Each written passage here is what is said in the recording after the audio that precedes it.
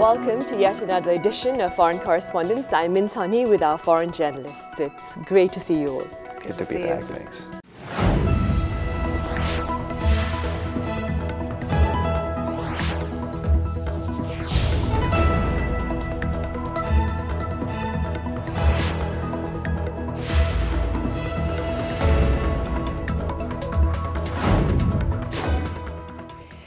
So let's begin with a few words on some of your coverage in recent days. We'll start with you, Frank. Well, obviously I'm covering the whole announcement and development with North Korea coming to the Olympic Games and the response of South Koreans and the international community to that so-called Peace Olympics as the Moon Jae-in administration has kind of set it up to be. And 평창 동계올림픽은 한반도 평화를 넘어 동북아의 그리고 세계의 평화를 앞당길 마중물이 될 것이라고 확신합니다. 그래서 평창 올림픽은 평화 올림픽입니다. And kind of trying to forecast how that might turn out and the impact it could have on, efforts to denuclearize North Korea or to enter into negotiations over these other contentious issues on the Korean Peninsula. Right. Elise, what have you been covering? Similar topics. Our audiences or our bosses have been particularly interested in the backlash here in South Korea to cooperation with North Korea. So the small protests that we saw at Seoul Station, in which a lot of the right-wingers were protesting against the notion of cooperation and burning a photo of Kim Jong-un and a North Korean flag, that drew a lot of attention in the U.S. Right. Well, the 2018 PyeongChang Winter Olympics will see the two Koreas march together under the flag, the blue and white peninsula flag, and field a joint team for the sport of women's ice hockey. We have details in our first report. North Korea's participation in the Winter Olympics has been confirmed. On January 20th, the IOC approved North Korea's participation in the Winter Olympics. North Korea has agreed to dispatch a 46-member team to compete in 5 sporting events. Has taken exceptional decisions and has allocated additional quota for 22 athletes from the NOC of DPRK. As a result of this agreement, the two Koreas will march together in the opening ceremony. The two Koreas will also form a joint inter-Korean female ice hockey team. 이번에 우리 국가남이 이제 하나가 되어 유일팀으로 참가하는 데서 우리는 정말 기쁘게 생각합니다. 그래서 이 짧은 기간에 서로 힘과 마음을 합쳐서 이번 경기 준비를 잘한다면 좋은 경기 성과가 있으라고 저는 생각합니다. 예. At the opening ceremony, the two Koreas will march under a unification flag with a silhouette of the Korean peninsula under the joint name of Korea. Cross-border exchanges have also been revitalized following the confirmation of North Korea's participation in the Winter Olympics. Pyongyang dispatched Hyun Song-wol, the leader of North Korea's Moranbong band, to the south on January 21st for pre-inspections as part of the agreement to send a delegation of North Korean artists. South Korea dispatched an inspection team of its own to North Korea's Masikryong ski resort on January 23rd, following an agreement to conduct joint training for skiers from the two Koreas there. 남북관계뿐만 아니고 한반도 평화 정착을 위해서도 저희가 가야 될 길이 많다고 생각을 합니다. 그래서 그런 부분들을 저희가 일희일비하지 않고 착실히 차분히 준비해 나가겠습니다. North Korea's participation in the Winter Olympics comes amid a period of thawing relations between the two Koreas. All eyes are fixed on whether or not this decision will promote peace and harmony in the upcoming Games.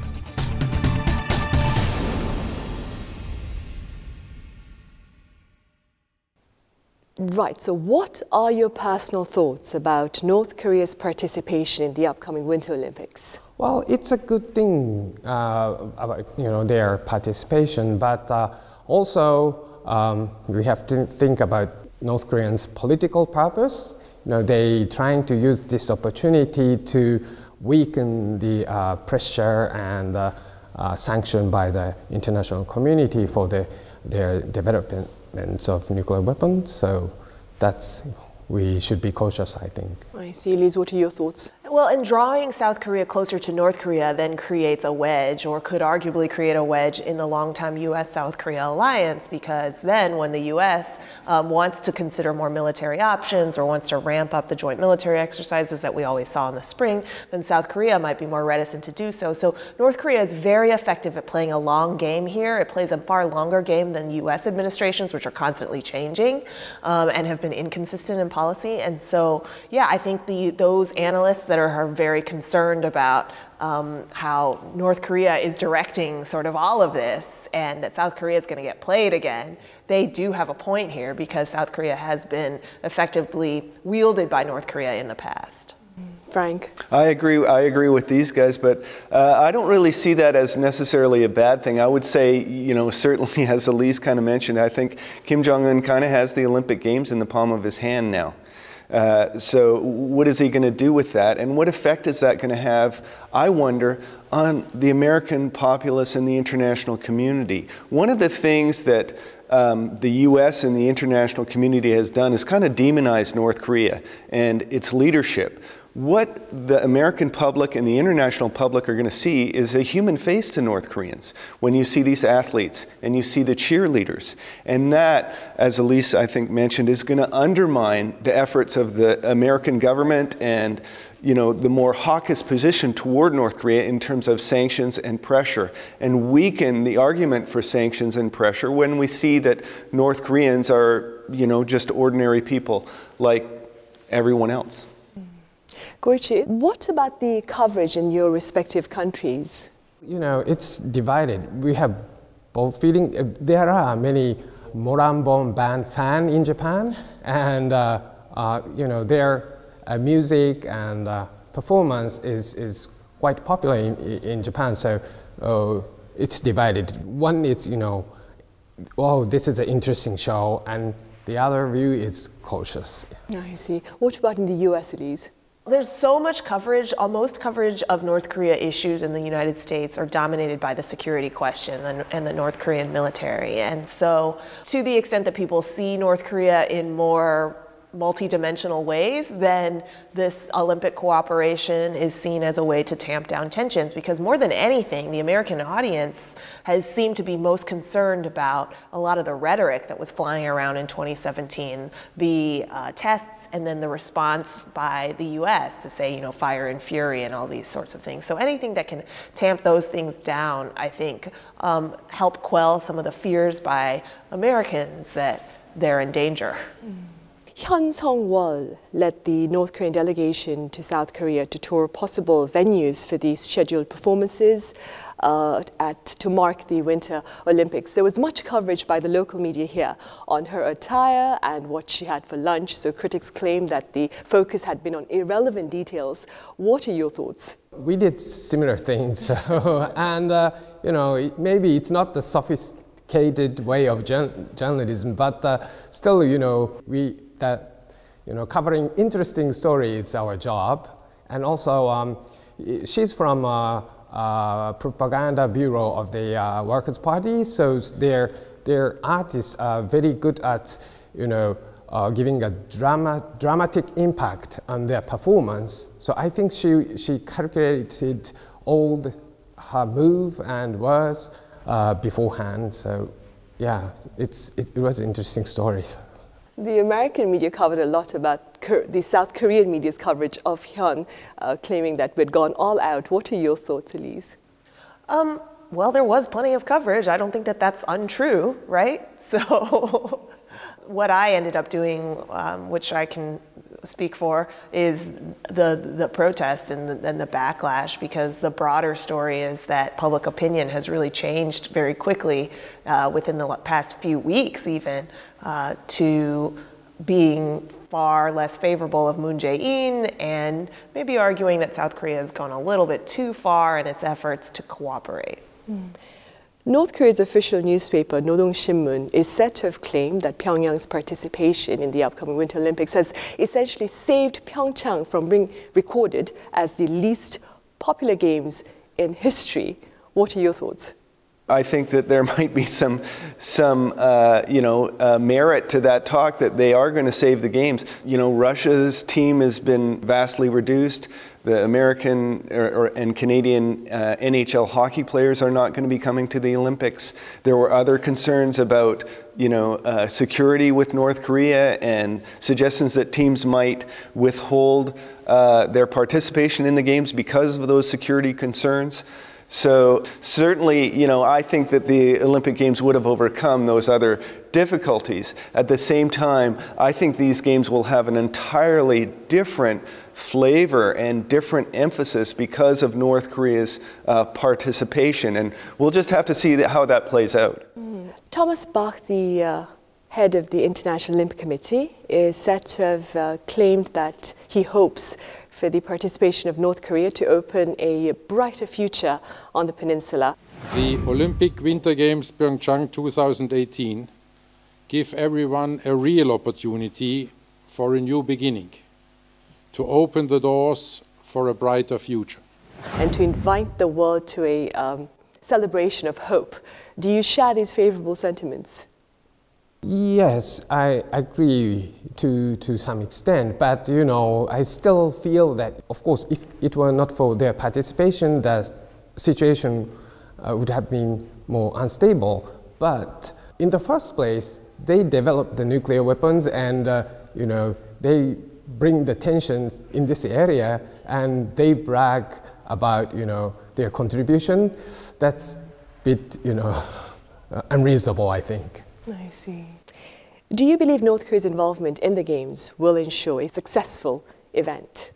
It depends on how you measure success, right? If you measure success by making sure that there's not a security question the entire time and missile tests going off, then yeah, I don't expect there to be missile tests going on during the 2 or 3 weeks that the Games are going on in February. People measure success by viewership or rating. Some people measure success by ticket sales. The ticket sales still aren't really as high as expected, right? So it just depends on how you measure or ask the question. Frank, what are your thoughts? I think the Games will come off and they'll be good. I think that they'll be a successful and a noteworthy Olympic Games, and maybe even fulfill the pledge or motto that Moon Jae-in sought to attach to the Games, which is the Peace Olympics. Indeed, the Peace Olympics, which is precisely why many are welcoming North Korea's participation in the PyeongChang Winter Olympics, but not everyone is happy with related decisions, including that of fielding a joint female ice hockey team. We have details in our second report. Many South Koreans reacted positively to North Korea's decision to participate in the Winter Olympics. However, many concerns and negative opinions have been surfacing as of late. In particular, the creation of a joint inter-Korean female ice hockey team has been the main focal point of the negative press regarding North Korea's participation in the Games. IOC는 고정적으로 5명 이상이 뛸 수 있어야 한다. 그래야 단일팀 아니냐라고 했었는데 저희 현실을 이야기하면서 우리 감독이 받을 수 있는 숫자가 3명이었기 때문에 The joint inter-Korean ice hockey team now has a roster of 35 athletes, with 12 North Korean players joining the 23 South Korean players. However, the public has turned critical of the decision over worries that the creation of a unified team could disrupt the teamwork and chemistry among the South Korean players while taking away their playing time. In a recent survey of 1,000 male and female South Korean adults, 8 out of 10 respondents are in favor of North Korea's participation in the Winter Olympics. However, 7 out of 10 respondents also said it was not necessary to force the creation of a joint inter-Korean team. Voices of discontent have also been expressed among the female South Korean ice hockey players. Sarah Murray, the head of the South Korea's ice hockey team, says a unified team will only bring harm to the players. The foreign media is also paying close attention to the formation of a joint inter-Korean squad and the surrounding controversies. Bloomberg expressed a negative view towards the creation of a joint inter-Korean team, quoting a South Korean hockey fan who fears that it will violate the rights of the South Korean players. China's Global Times reported that South Korean players have been deprived of their chance to compete on the global stage due to the creation of a joint squad. Japan's Asahi Shimbun reported that North Korean players earning special treatment and allowing the joint squad to expand its roster undermined fairness in competition. Amid mounting criticism, President Moon Jae-in asked lawmakers and the media for their support in hosting a successful Winter Olympics. 지금 같은 기회를 다시 만들기 어려운 만큼 국민들께서는 마치 바람 앞에 촛불을 지키듯이 대화를 지키고 키우는 데 힘을 모아 주실 것을 부탁드립니다.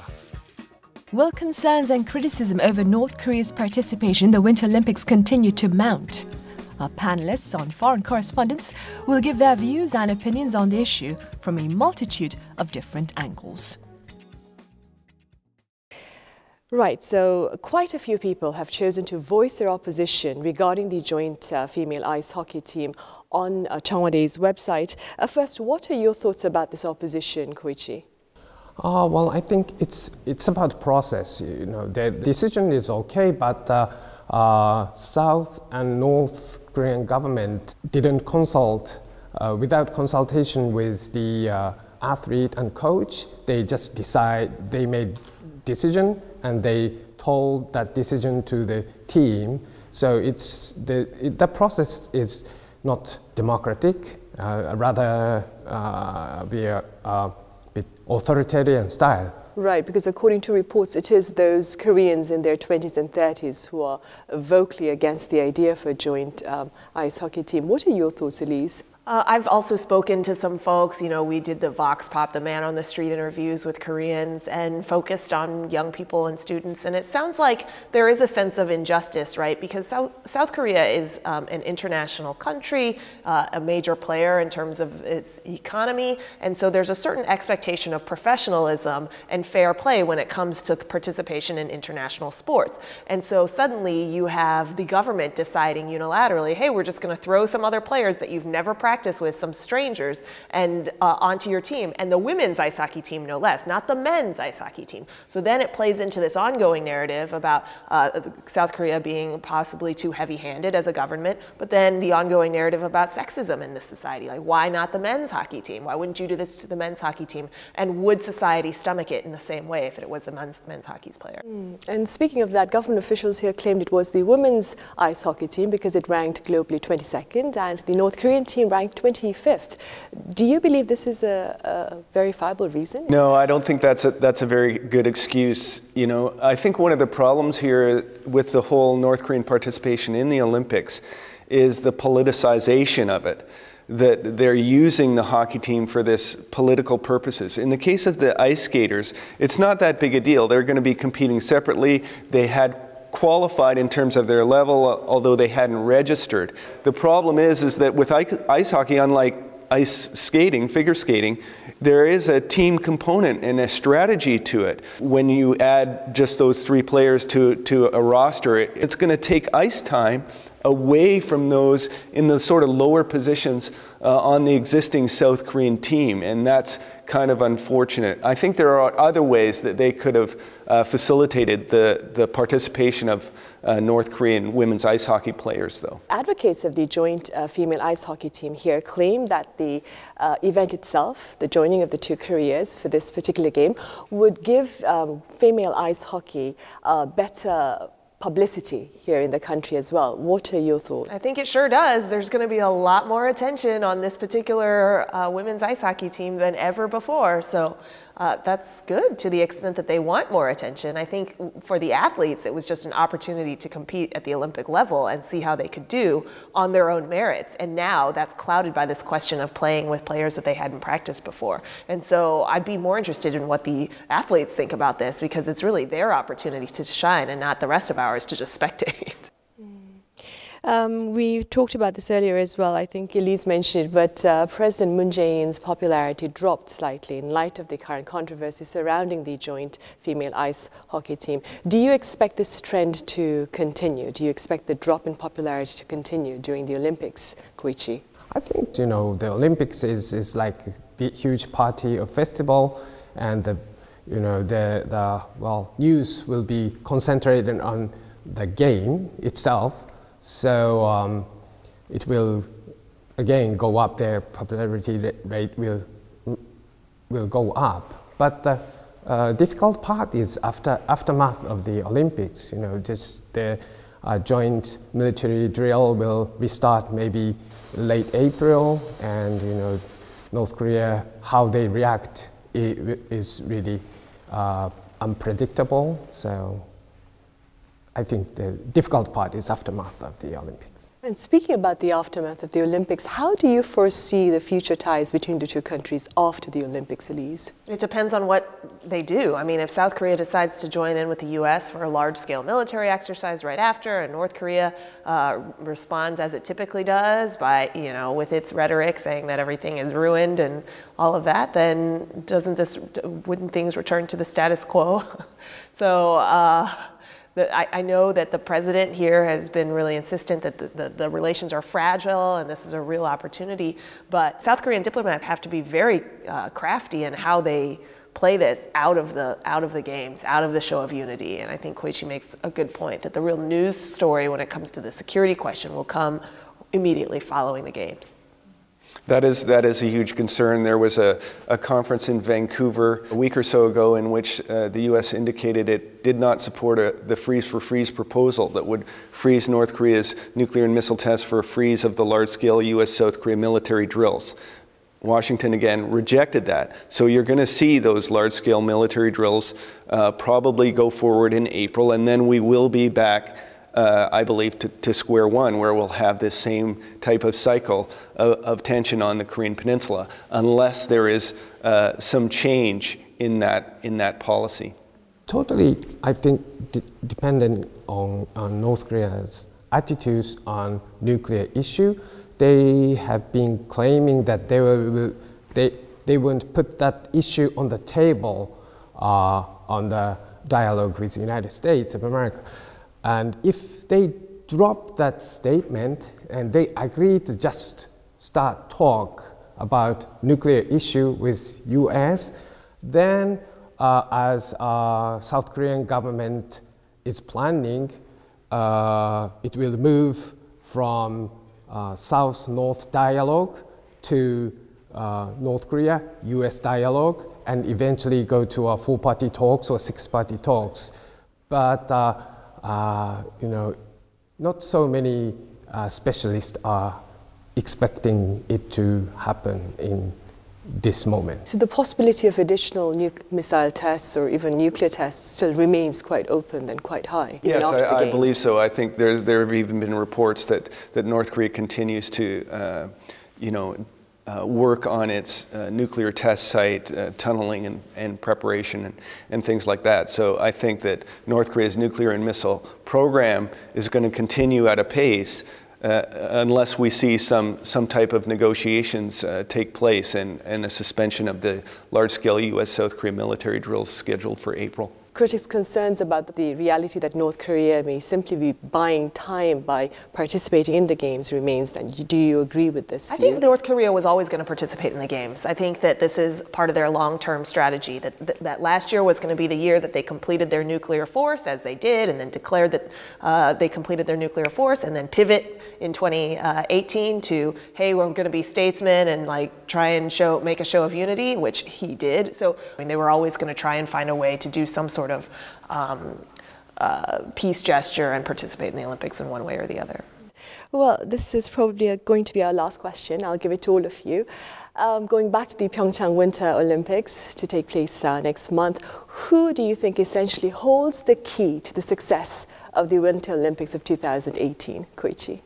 Of course, key is held by athlete who went through years of practice and all other also audience from all over the world and volunteers in PyeongChang areas. Yeah, I think that is the key, and I don't want to give credit to any political leader in this country or other countries.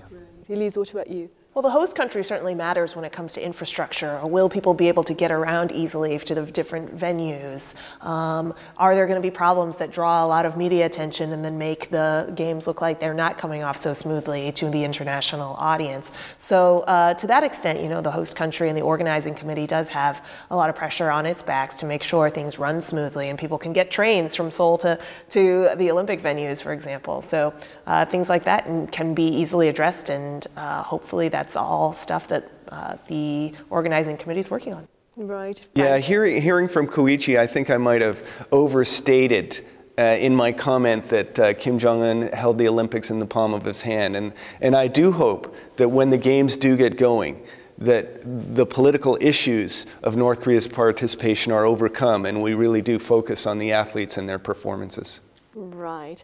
Well, like Elise said, the success of any event largely depends on its host and its ability to accommodate the needs of its guests within the boundaries of reasonable courtesy. Now, having said this, let's hope the upcoming Winter Games in PyeongChang in 2018 pave the way for more hope and harmony in this part of the world. Thank you for watching.